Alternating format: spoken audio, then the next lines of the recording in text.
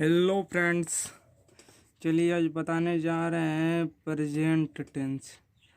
Present tense किसे कहते हैं? An action which is done in present time, उसे प्रेजेंट टेंस कहते हैं। प्रेजेंट टेंस का 4 प्रकार होता है: simple present tense, present continuous tense, present perfect tense और प्रेजेंट परफेक्ट कंटिन्यूअस टेंस। इसका 4 रूल होता है। उसी तरह पास्ट टेंस का भी होता है: past indefinite tense, past continuous tense, past perfect tense और पास्ट परफेक्ट कंटिन्यूअस टेंस। उसी तरह फ्यूचर टेंस का भी होता है: an action which is done in future time. उसी तरह future indefinite tense, future continuous tense, future perfect tense और फ्यूचर परफेक्ट कंटिन्यूअस टेंस। उसके बाद हम लोग पढ़ेंगे आज प्रेजेंट इंडेफिनिट टेंस।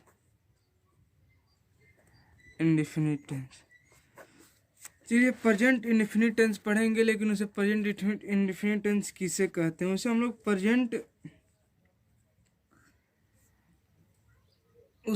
लोग सिंपल प्रेजेंट भी कहते हैं।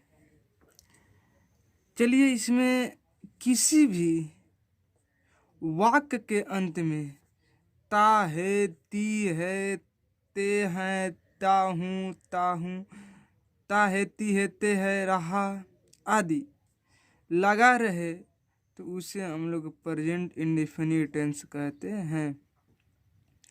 किसी भी कार्य के अंत में ता है, ती है, ता हूँ लगा रहे उसे प्रेजेंट इंडेफिनिट और सिंपल प्रेजेंट टेंस कहते हैं। उसके बाद इसका स्ट्रक्चर है, प्रेजेंट टेंस बना कैसे है। पहले इसमें subject plus main verb means verb 1, verb B, verb V5 plus object.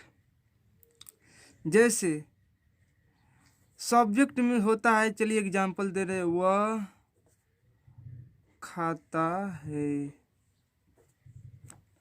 वह खाता है। इसमें वह ही ईट्स होगा क्योंकि वह खाता है। इसमें ता है, देखिए ये वाले main verb he, she, it name के साथ एस और एस का प्रयोग होता है।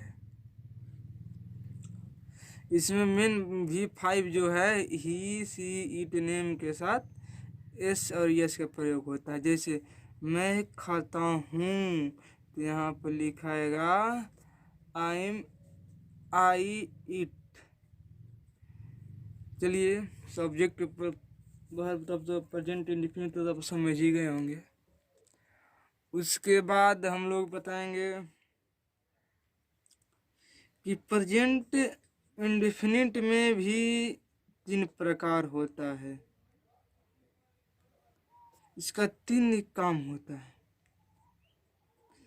आप जो प्रेजेंट इंडेफिनिट पढ़ रहे हैं, उसके बाद प्रेजेंट इंडेफिनिट में भी एक निगेटिव होता है और इंट्रोगेटिव होता है।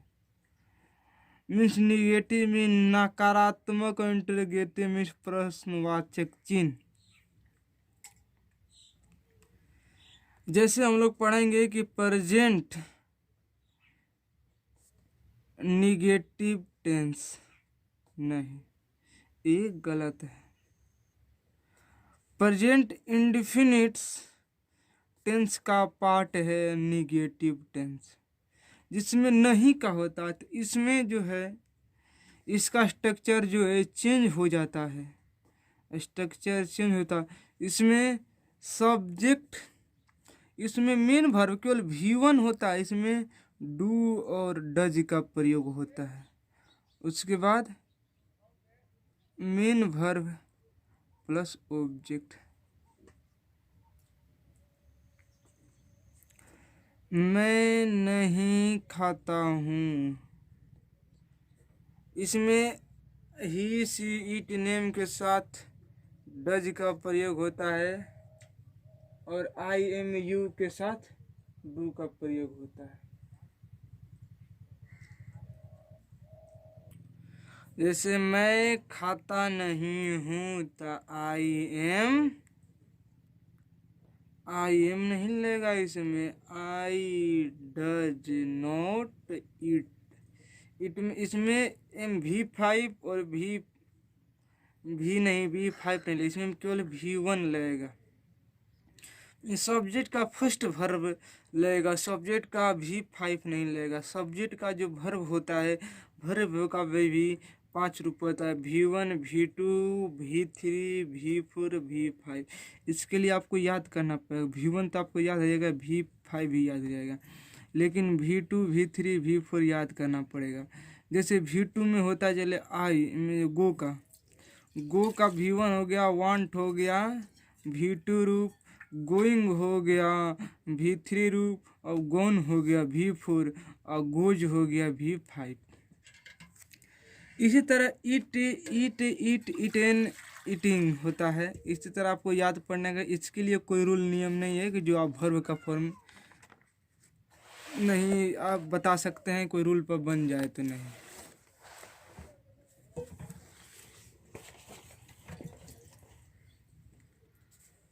चलिए उसके बाद हम लोग पढ़ाएंगे प्रेजेंट इंडेफिनिट टेंस का इंट्रोगेटिव सेंटेंस, मीन्स प्रश्नवाचक चिन्ह। जैसे मैं खाता हूँ, क्या मैं खाता हूँ, क्या तो क्या लगा है, मैं क्या खाता हूँ नहीं, क्या मैं खाता हूँ। इसमें भी बहुत सा प्रयोग है। पहला है कि इसमें क्या प्रश्नवाचक जो है शुरू में लगा हो, नहीं तो बीच में भी क्या, क्यों, व्हेन, वाई लगा भी रहता है। क्यों कहा, मैं कहाँ जाता हूँ, इसमें भी वेयर आर यू गोइंग नहीं। चलिए बता रहे हैं कि उसके बाद इसका भी क्या मैं खाता हूँ, तो मैं के साथ क्या लगेगा, डू या डोज, तो डू लगेगा। डू क्योंकि प्रश्नवाचक चिन्ह है तो पहले आया। मैं का आई और उसके बाद इट, इसके भी प्रश्नवाचक चिन्ह होगा।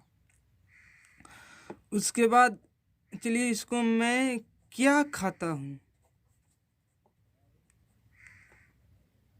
क्या खाता हूँ। मैं क्या का जो बीच में चला गया क्या क्यों, तो उसका जो प्रश्नवाचक चिन्ह है उसको पहले, इसका भी रूल बता देना आपको। इंटरगेटिव का पहले इसका दो फॉर्म होता है, पहले do does plus subject plus object, नहीं तो वाई, वाट, वेन, उसके बाद प्लस डू या does plus subject plus object, इसका रूल। चलिए हम बता रहे हैं मैं क्या खाता हूँ, क्या का मीनिंग हो गया वाट, वाट माने क्या। उसके बाद क्या लगेगा, डू या डज, इसमें लगेगा डू। मैं का मीनिंग हो गया आई, उसके बाद खाता का इट हो गया। मैं क्या खाता हूँ, इसमें भी निगेटिव टेंस होता है। प्रेजेंट इंडेफिनिट में interrogative sentence plus negative sentence. Negative sentence तो चलिए बता रहे हैं कि सब्जेक्ट ने why, what, when plus do या does plus subject plus not plus object plus other word. देखिए मैं क्यों नहीं खाता हूँ, खाता हूँ, मैं का नहीं, पहले वाई का प्रश्नवाचक चिन्ह है तो इसको पहले हम बाहर लिखेंगे। पहले वाई मीन्स क्यों का होता है वाई, उसके बाद डू या डॉज डू लगेगा। आई का मीनिंग हो गया आई, मैं का, नो उसके बाद नोट, ईट हो गया। हम लोग क्यों नहीं खाते हैं? तो why do we not eat? हम लोग क्यों नहीं, वे लोग क्यों नहीं पढ़ने जाते हैं? तो why do they not going to school? आप लोग तो समझ में आया होगा कि प्रेजेंट इंडेफिनिट में, और या इसको प्रेजेंट सिंपल प्रेजेंट कहते हैं। इसमें भी निगेटिव होता है। पहला जो सिंपल प्रेजेंट को जिसमें डू डज कुछ है उसे अफर्मेटिव सेंटेंस कहते हैं। अफर्मेटिव, AFFRAMAT, अफर्मेटिव सेंटेंस कहते हैं। उसके बाद हम लोग अफर्मेटिव नहीं तो उसका अफर्मेटिव के बाद निगेटिव होता है, फिर इंट्रोगेटिव होता है, फिर उसके बाद इंट्रोगेटिव प्लस निगेटिव होता है। चलिए प्रेजेंट कंटिन्यूअस टेंस पढ़ेंगे। चलिए फ्रेंड, प्रेजेंट कंटिन्यूअस टेंस कल पढ़ेंगे। हेलो गाइस, जैसे वीडियो अच्छा लगा तो सब्सक्राइब करें चैनल को, बेल आइकन को ऑन कीजिए, लाइक कीजिए, शेयर कीजिए, कमेंट भी लिखिए। जय हिंद, जय भारत।